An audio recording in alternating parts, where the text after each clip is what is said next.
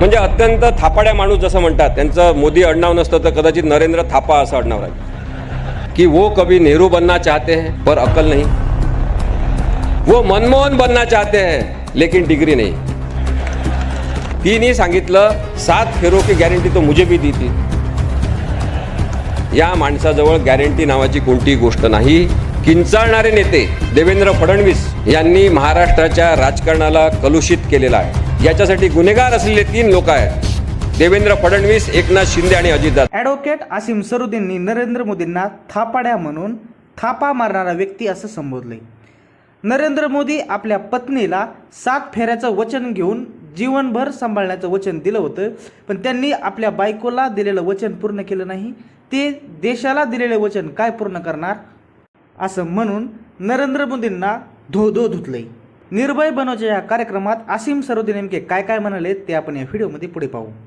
आता उद्धव साहेबांनी आणि शरद पवार साहेबांनी एकच ठरवलं पाहिजे की एकदा विकल्या गेलेला नेता पुन्हा परत घेतला जाणार नाही. आपल्याला कुठेतरी थोडीफार इमानदारी शिल्लक असलेले लोक निवडून देता येतील आणि तसे निवडून देण्यासाठी आपण सगळेजण पुढाकार घेतला पाहिजे. नरेंद्र मोदींच्या खोटं बोलण्याबद्दल मी खूप जास्त काही सांगत नाही, ते सततच खोटं बोलत असतात. पण एक फार गमतीशीर खोटं आहे, ते मी सांगतो मुद्दाम, बाकी तर तुम्ही व्हिडिओ पाहत असता.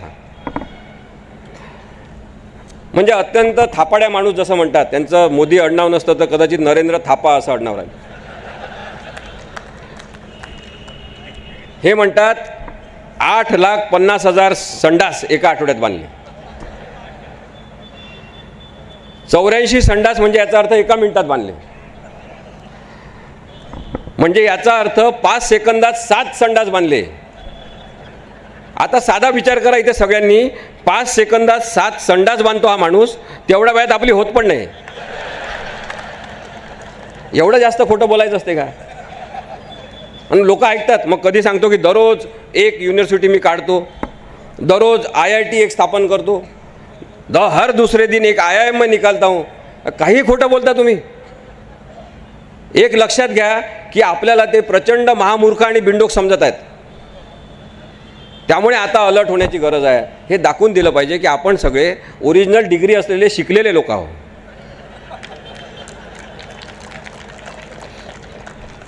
अनेक खोटे नाटे पसरवणारे जे खूप आहेत. आता हे खोटं नाटंसुद्धा खरं मानणारे लोक आहेत, हे दुर्दैव आहे. मग एक तत्व असते की खोटं बोलणाऱ्यांना माहीत आहे तो खोटं बोललेला आहे आणि ऐकणाऱ्यांना माहीत आहे तो खोटं बोलला आहे, तरी ते खरं मानत आहेत. अशा वेळेस ते खोटं राहत नाही. पण आता तर एक शेवटचा भयानक खोटं आला होता. असा सगळ्यात महत्त्वाची गोष्ट नरेंद्र मोदींना माहीत आहे की देव नसतो आणि धर्मसुद्धा नसतो, तो पाळला नाही तरी चालतो. हे नरेंद्र मोदींना माहिती आहे. हा अत्यंत चालाक माणूस आहे जो धर्मच मानत नाही कोणत्याच प्रकारचा. त्यांचा धर्म आहे राजकारण, त्यांचा धर्म आहे भ्रष्टाचार. मग आता अधर्मी माणसं आपल्याला पाहिजे की नाही हे आपण ठरवलं पाहिजे. एक त्या व्हॉट्सअपवर आलं होतं, ते मी वाचून दाखवतो तुम्हाला. तुम्ही वाचलं असेल काही जणांनी, ते फार चांगलं काही जण लिहायला लागलेत.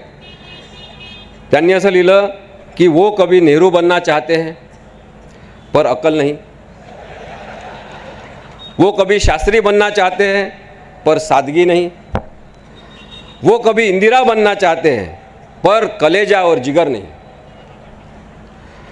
वो राजीव बनना चाहते हैं पर दूरदृष्टि नहीं, वो मनमोहन बनना चाहते हैं लेकिन डिग्री नहीं. आपल्याला ह्या लोकांना ओळखता आलं पाहिजे जे निवडणुका आल्या की बेटी बचाव म्हणतात आणि निवडणुका झाल्या की बलात्कारी बचाव म्हणतात. ब्रिजभूषण सिंग यांचा खासदार, यांचा मंत्री, ज्याच्यावर बलात्काराचे, सेक्शुअल हॅरेसमेंटचे, लैंगिक त्रास दिल्याचे आरोप आहे, ते पण भारतासाठी ज्यांनी मेडल आणलेलं आहे ऑलिम्पिकचं, अशा महिलांनी, कुस्तीगीर महिलांनी आरोप केले, तेव्हासुद्धा नरेंद्र मोदींनी या बलात्कारी लोकांची बाजू घेतलेली आहे. हा यांचा परिवार आहे. मी त्याची काही यादी वाचत नाही. आपल्याला यांचा परिवार आपल्याला खूप मोठा आहे, तो माहिती असेल. महाराष्ट्रातले 70 भ्रष्टाचारी नेते वेगळ्या पक्षातले आज यांना शरण गेलेले, हा यांचा परिवार आहे. आपला परिवार हा सुसंस्कृत आहे. आपला परिवार हा लोकशाही आणि संविधान मानणारा आहे. नरेंद्र मोदींचा परिवार वेगळाच आहे. हे म्हणतात आता मोदी गॅरंटी. मोदी गॅरंटी म्हणजे काय, काही आपल्याला समजत नाही. कशाची गॅरंटी यांनी दिली? एक बाई फार फिरत होती व्हॉट्सअपवर हे आल्यावर, सगळ्या या व्हॉट्सअपच्या ग्रुपवर जाईल, त्या व्हॉट्सअपच्या ग्रुपवर जाईल. ही बाई काही ना काही सांगायचा प्रयत्न करत होती सगळ्यांना. आणि तिचं म्हणणं काय होतं? तिने सांगितलं 7 फेरों की गॅरंटी तो मुझे भी दी थी. या माणसाजवळ गॅरंटी नावाची कोणतीही गोष्ट नाही.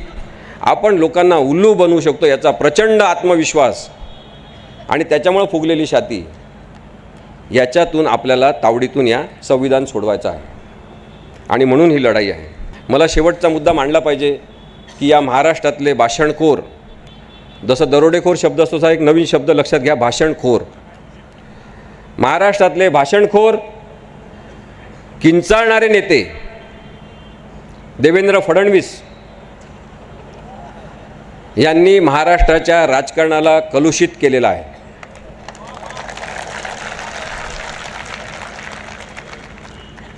वकील म्हणून मला वाईट वाटते हे सांगताना आपल्यासमोर, हा कबुली जबाब देताना मला वाईट वाटते आपल्यासमोर की भारतीय संविधानाच्या चिंधड्या उडवण्याचं काम इथल्या विधानसभेच्या दालनात झालेलं आहे, जे राहुल नार्वेकर यांनी केलेलं आहे.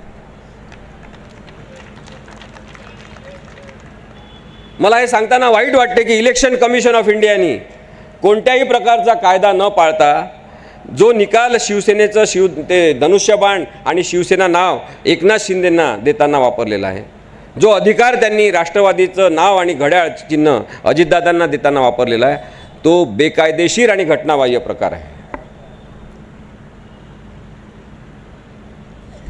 मी काही कोणाची बाजू इथे मांडत नाही, परंतु ज्या पद्धतीने उद्धव ठाकरेंचा छळ करण्यात आलेला आहे, मानसिक छळ एखाद्या राजकीय नेत्याचा केलेला आहे, आणि जो निर्णय राहुल नार्वेकर यांनी त्यांना सांगितल्यानुसार दिलेला आहे, त्या निर्णयाने महाराष्ट्रामध्ये एक अत्यंत ताणतणावाचं राजकारण सुरू केलेलं आहे. सतत भीतीखाली जगणारे राजकीय नेते, झोप न येणारे राजकीय नेते या सगळ्या प्रकारामुळे वाढलेले आहेत. आणि याच्यासाठी दोषी असलेले, याच्यासाठी गुन्हेगार असलेले 3 लोक आहेत: देवेंद्र फडणवीस, एकनाथ शिंदे आणि अजितदादा पवार. ज्यांना संविधानावर प्रेम असेल, जे बाबासाहेब आंबेडकरांनी घट्ट धरून ठेवला आपल्या हातामध्ये की या संविधानानुसार देश चालला पाहिजे, ज्यांना त्या संविधानावर प्रेम असेल त्यांनी यावेळेस भाजपला आणि या बंडखोरांना मत द्यायचं नाही.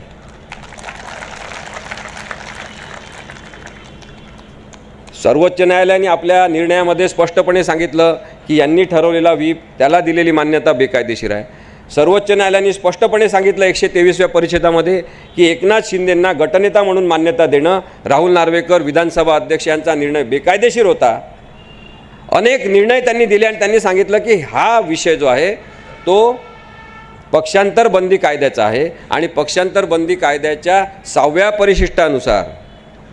परिच्छेदानुसार हा निर्णय विधानसभा अध्यक्षांनी घेतला पाहिजे असं संविधान म्हणत असल्यामुळे हा निर्णय देण्याचे सगळे अधिकार त्यांना आहेत. आम्ही त्यांच्याकडे हे प्रकरण पाठवतो. हे करताना सर्वोच्च न्यायालयाने एक मोठा निर्णय देऊन त्यांच्याकडे पाठवला, जो माझ्या दृष्टीने एक वकील म्हणून मी पाहतो तेव्हा संविधानिक चौकटीत बसणारा पूर्ण निर्णय आहे. फक्त राहुल नार्वेकर यांना डिक्लेअर करायचं होतं की हे सगळेजण अपात्र आहे, पण त्यांनी तसं केलं नाही. त्यांनी निर्णय काय दिला? सगळेजण पात्र आहेत, कोणीच अपात्र नाही. राष्ट्रवादीमधलं सुद्धा अजितदादा वगैरे कोणीच अपात्र नाही. कारण काय दिलं यांनी याच्यामध्ये? शिवसेनेच्या संदर्भात केसमध्ये यांनी कारण दिलं, मी कोणालाच अपात्र ठरवत नाही, कारण की हा पक्षांतर्गत वादाचा मुद्दा आहे. जर हा पक्षांतर्गत वादाचा मुद्दा आहे तर राहुल नार्वेकर साहेब, आपल्याला ही केसच चालवण्याचा हक्क नाही. एक शेवटची गोष्ट सांगतो आणि थांबतो. एका मोठ्या नेत्यांनी मला सांगितलं की उद्धव साहेबांना सल्ला देण्यात आला, महाराष्ट्रातल्या एका मोठ्या नेत्यांनी सल्ला दिला की ज्यावेळेस हे पळून गेले, सुरतला गेले, गुवाहाटीला गेले, गोव्याला गेले, तिथून महाराष्ट्रात मुंबईत येत होते, तेव्हा एक आमदार विदर्भातले नितीन देशमुख हे त्यांच्या तावडीतून पळून आले आणि पळून येऊन त्यांनी त्यांच्यासोबत जाण्यासाठी नकार दिला आणि ते पळून आले, उद्धव साहेबांना भेटले.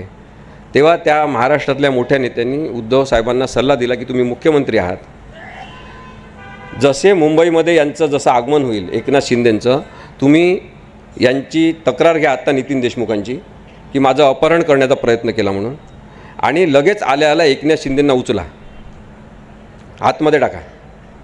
तुम्हीच मुख्यमंत्री आहात, तुमच्याकडं गृह खातं आहे, तुम्ही सँक्शन द्या स्वतःलाच की आम्ही सँक्शन परवानगी देत आहे, मंत्री असूनही आमदार असूनही यांना अटक करण्यात यावी. लगेच उचललं असतं तर आज हे सगळं रामायण महाभारत झालं नसतं. पण उद्धव साहेब हे एक कनवाळू माणूस आहे, फॅमिली पर्सन आहे, पालकत्वाच्या भूमिकेतून सगळ्यांकडे पाहतात. त्यांना वाटलं की हे सुधारणा होईल, यांच्यामध्ये मुंबईत आल्यावर कदाचित कोणीतरी बोलायला येईल, आपण परिस्थितीमध्ये सुधारणा झाली तर माफ करून देऊ. पण हे तशा दर्जाचे लोक नाही, हे आपल्याला दिसलेलं आहे. या महाराष्ट्रामध्ये या सगळ्या त्रासातून एक माणूस तयार झालेला आहे, एक माणूस उभा आहे ताठ कण्यानी. ज्यांचं कण्याचं ऑपरेशन झालं तरी तो माणूस ताठ कण्याने उभा आहे आणि निर्भयपणे उभा आहे, जो या नरेंद्र मोदींच्या दहशतवादी प्रकारच्या राजकारणाला, दबाव तंत्राला उत्तर देतो आहे. त्याचं नाव आहे उद्धव ठाकरे. एक माणूस भारतामध्ये उभा आहे ज्याचा पप्पू म्हणून छळ करण्यात आला, ज्याला हिनवण्यात आलं, चिडवण्यात आलं. त्यांनी सांगितलं की मैं कितना भी मुझे चिडाव, मैं आपके तरफ प्यार ही दे दूंगा.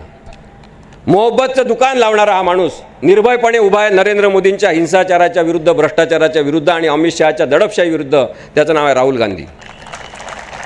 असे नेते तयार करण्यासाठी नरेंद्र मोदींचे धन्यवाद की हे लोक आता लोकशाही वाचवणार आहेत. आपल्या सगळ्यांना आम्ही धन्यवाद देतो की आपण एवढ्या मोठ्या संख्येने आलात आणि निर्भय नागरिक बनण्याची प्रक्रिया आपली या सभेनंतर पूर्ण होणार आहे.